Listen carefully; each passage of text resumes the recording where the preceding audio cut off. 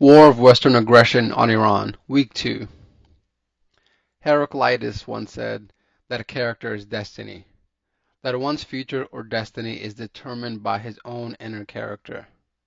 So let's discuss the inner character of the two people most directly responsible for carrying out this war of aggression to see what destiny we might peek at. Donald Trump and Pete Hegseth, the US president that ordered this war and the Secretary of Defense that is carrying it out. Donald Trump is a perfect example of Western excess. He was born with more than he could ever need, without an appetite that could ever be sated. His father created a real estate empire on the back of the poor by building shoddy government housing that discriminated against black people so aggressively he was brought to court for it in 1973. From his father he received over 400 million and attempted to grow that wealth. By all forensic accounting done, he would have made more money leaving his money untouched to accrue interest, and all his attempts to make money and emulate the success of his father just led to him burning through his fortune. He lost most of his fortune before he ended up a reality television star. Before becoming president, his only successful financial venture was pretending to be a businessman on TV, to the fascination of people who know nothing about business. After the show ended, he quickly burned through his wealth attempting to be a real businessman again, and his financial fortunes would not change again until he was president. Besides his cartoonish obsession with cosplaying as an idiot's idea of a rich man, he kept his life filled with a desire for sexual violence that could not be controlled.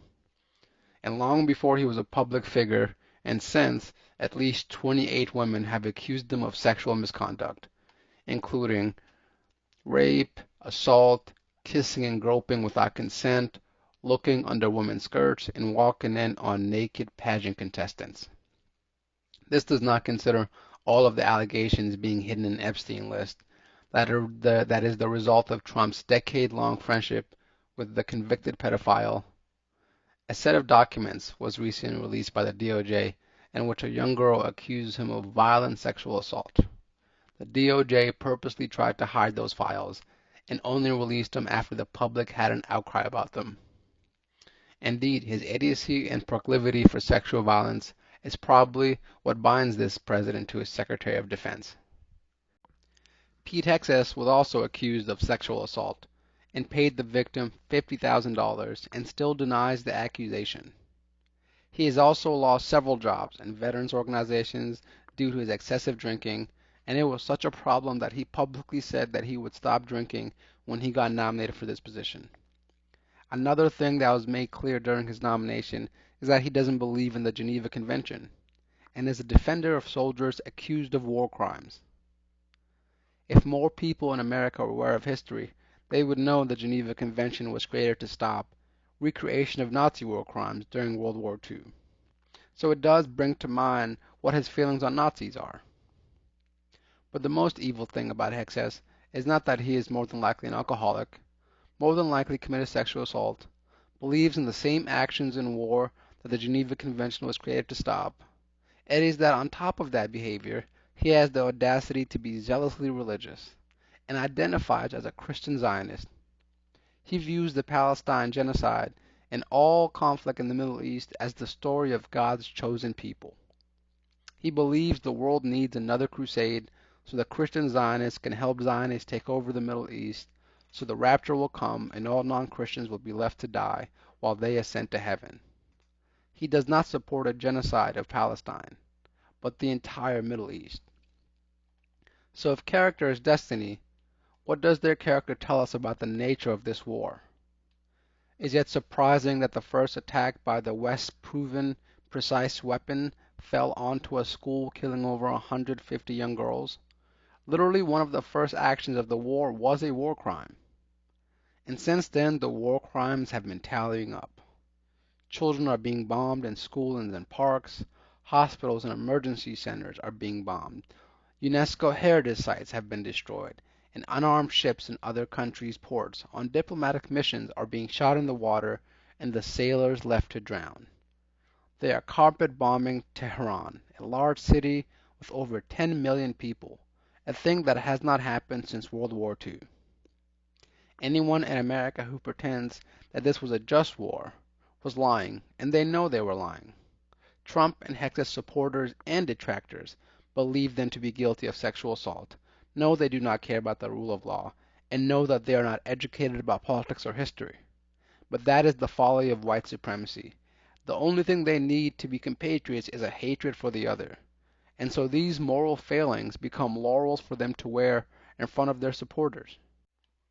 If these two men who don't believe in consent, human dignity, or the law are in charge, then consent, human dignity, and the law cease to be a restraint, and America is no longer restrained. And like most predators and bigots, they expected their victims to fear them so much that they would accept the abuse. After all, they have not been wrong about that in their personal lives.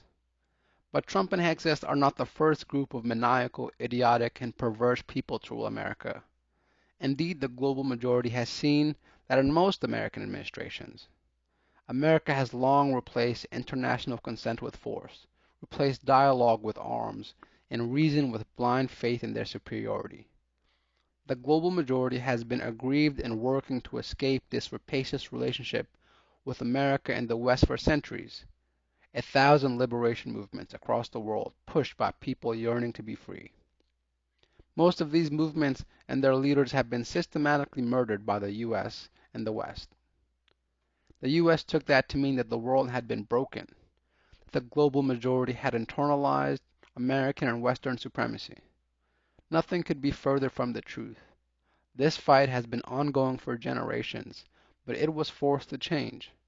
If a movement is led by one person or group, America and the West decapitates them, and so the world was forced to build decentralized systems that could survive decapitation. America and the West of the world had surrendered, while the global majority was preparing for what we all knew was to come. If not Iran, it could be any one of us, any one of our nations, because this sort of rapacious hunger does not end. We are all meat on the table when the West lays out the meal, and so the global majority are compatriots in this liberation from Western domination. We just needed a rallying call and a sign that change was possible. Iran is that rallying cry. This war of aggression that the West started is the sign that change is possible. And so all the contained pressure of the global desire for liberation is going to explode. First, in the Middle East, where most countries are ruled by American vassals who oppress their people. The protests you see from Bahrain to Saudi Arabia, from Iraq to Pakistan, are not just the result of spiritual and religious solidarity. It is because the world is making a mad dash to freedom. They see this conflict as a way to rid their countries of American influence and replace their American-imposed dictatorships with native power structures. When people in the Middle East see Iranian missiles landing on American bases, they see hope for a future without being subjugated. Indeed, those bases are there to oppress the population and demand the obedience of their chosen dictators. Soon most of America's bases in those countries will be destroyed, and a new Arab Spring will inevitably be born. I expect to see most royal families from these Middle Eastern dictatorships flee to exile in the West, once there aren't American boots on the ground to stand on the necks of their subjects. Without control of the Middle East oil wealth, the Western system of exploitation that they call economies will start collapsing. So after the conflict, the West will not be in a position to reassert world domination. Then the dominoes start falling. From Africa to Asia and South America, people will smell blood in the water. Already in Nigeria, Somalia, Malaysia, and the Philippines, they are rioting to ban their bases in their countries, and this will continue to spread because the entire Western economy will collapse. America cannot extort enough money, even from their European vassals, to keep the bases overseas. So America will start retreating to its borders to stem the loss of money and blood that these bases will represent. And this will create a loop. The Western economy is kept afloat by violently coercing the global majority into exploitative arrangements, so Western weakness will demand this be challenged. And without these exploitative arrangements, Western economies will further collapse.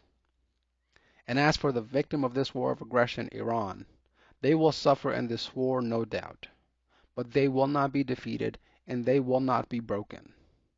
One, because America, led by the evil and idiotic duo, clearly did not plan this war well or know what they were getting into.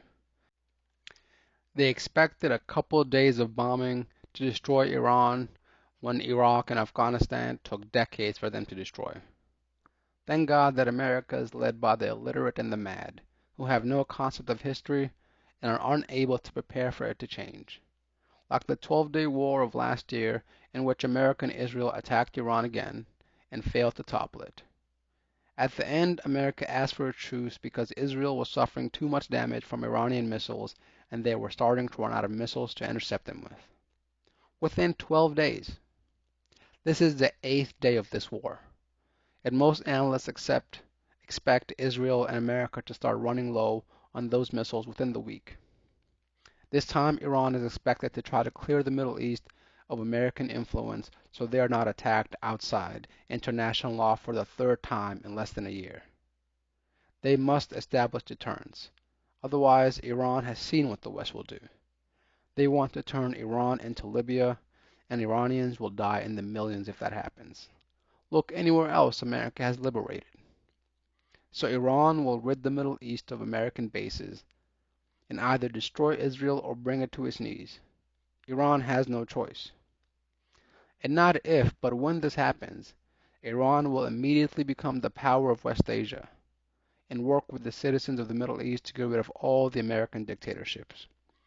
And unlike when America invaded Iraq, expecting to be greeted as a liberator, only to find people willing to die to stop them from claiming an inch of ground, Iran will be greeted as a liberator.